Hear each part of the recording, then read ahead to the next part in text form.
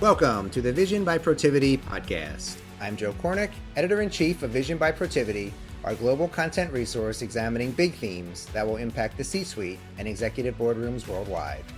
Today, we're exploring the future of government, and I'm thrilled to be joined by Kathleen Creighton, former Director of Cybersecurity for the U.S. Navy, where she designed cybersecurity, IT, and cloud strategy policy and governance for 607,000 Navy personnel.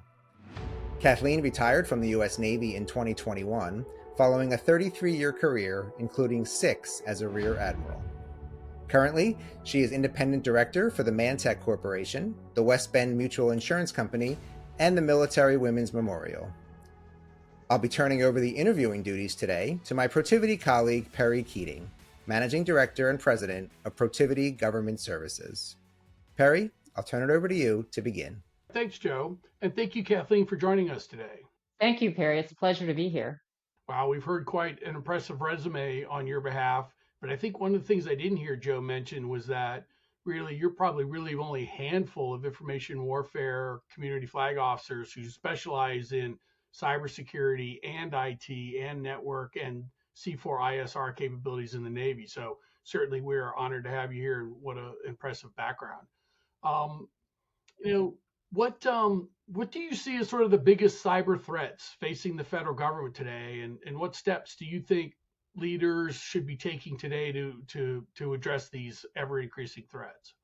Perry, there's so many threats, and you may think I would say something like misuse of AI or supply chain or compromised credentials, but I really think it's a broader issue, and that issue is just the sheer size and complexity of government networks.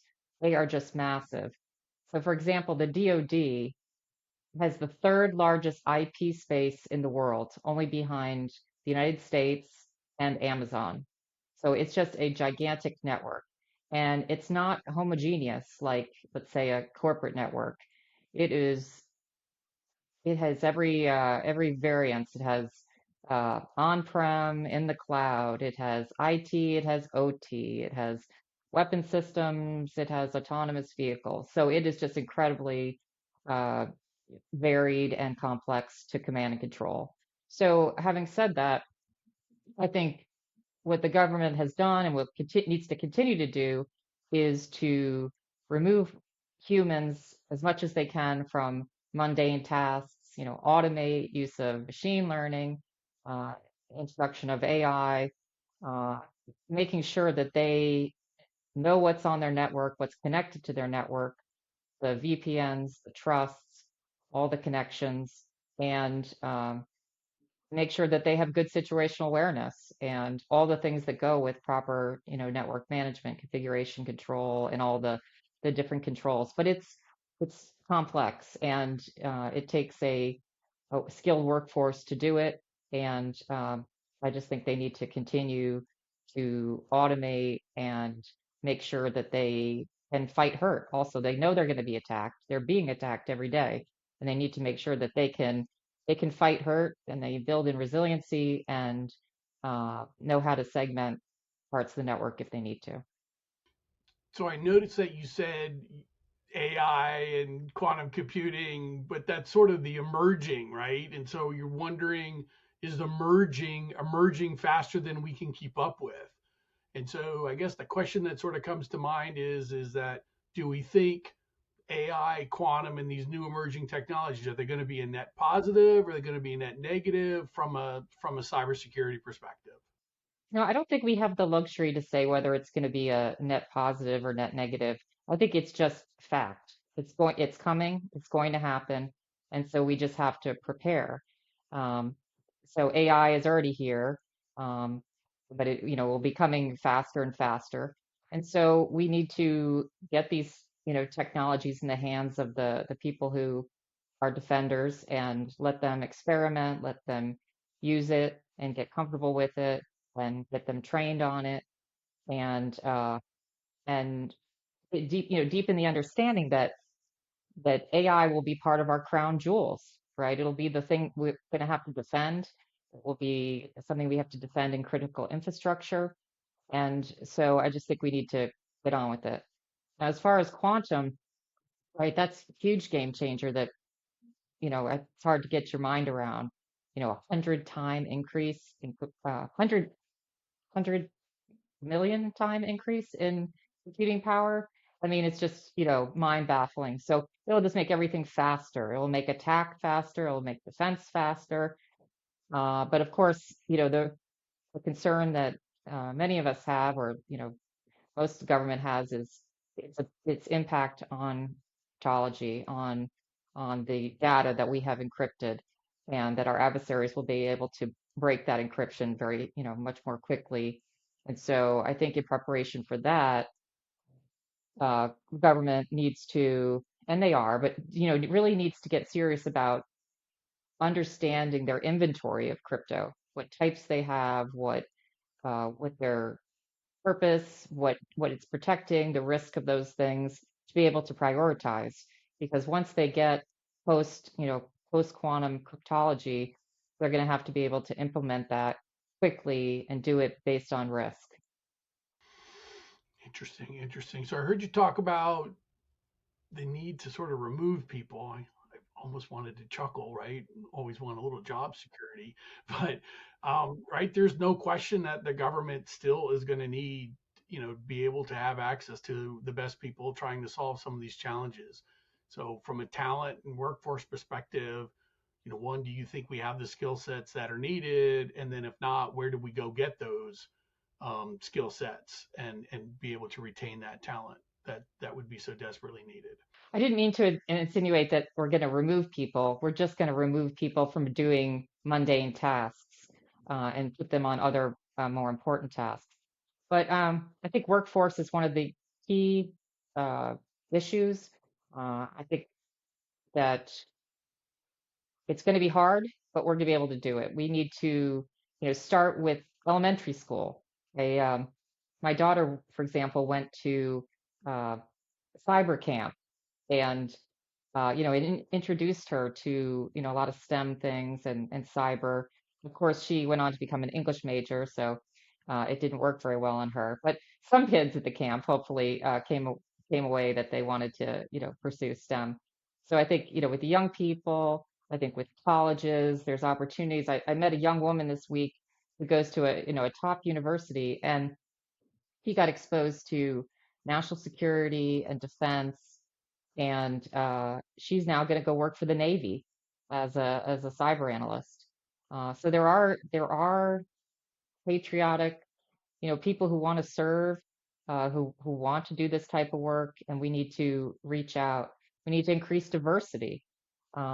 I think of like even things like neurodiversity, right? I mean, there's a three-letter agency where everybody jokes that everybody looks at their shoes. That's how you know that they work there.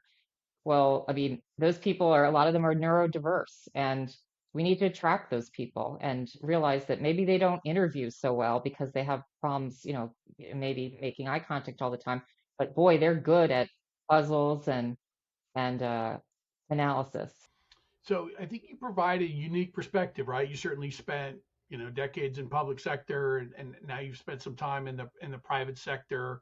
And so, are there unique ways that the public and private sector should be working together, public-private partnerships? Is there any advice or thoughts you had for both the government side of this as well as for the private sector side of this, that you think might be helpful in this area? Yeah, I think partnerships are incredibly important. I think the last 10 years, I know in the government, we were really, really pressing on ways that we could partner with industry, especially with, cyber threat vulnerability, working with, you know, all different types of organizations. So I think as a country, we're at the point where we realize that the data is the center of everything. That this is the gold, right? This is the new oil, and we need to protect that. And the only way we're going to protect it is through working together, sharing, threat intelligence, sharing vulnerabilities, sharing knowledge, and building bridges. So I think it's incredibly important, and that, but it's important that industry feels like they get something out of it. And both sides feel like they get something out of it. That isn't just the government pushing out information and that the private sector is just like, okay, thanks, but that they both feel like they're getting something out of it. And I think increasingly they're feeling that. And also that there's education, that they each know when something bad happens, who is their point of contact? Who is your contact with the FBI? Who is your contact? And reach out to that person before you have an incident so that you know each other and you've already established that communication. So no doubt stakes are high. So if you had to look out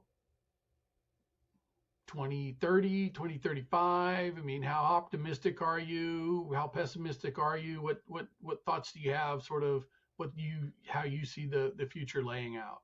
I'm an optimist, so I'm over my glass is half full, but I have no doubt that we will have compromises, that we will have data loss, that we will have critical infrastructure compromises, that companies will have data stolen from them, they'll have ransomware. All these things are going to happen. Hopefully, not too many people get hurt, not too much money is lost, but it will happen. But I'm also confident that we're going to learn from it and we're going to adapt to it, and that as a country working together, public, private, that we can defend not only our intellectual property, defend our critical infrastructure, and ensure our national security. All right. Well, Kathleen, we thank you so much for your time today. Really enjoyed our conversation. Thank you, Perry. All right. Joe, I guess we're back to you in the studio. Thanks, Perry. And thanks, Kathleen. And thank you for listening to the Vision by Protiviti podcast. Please rate and subscribe wherever you listen to podcasts. And be sure to visit vision.protiviti.com to view all of our latest content. Until next time, I'm Joe Cornick.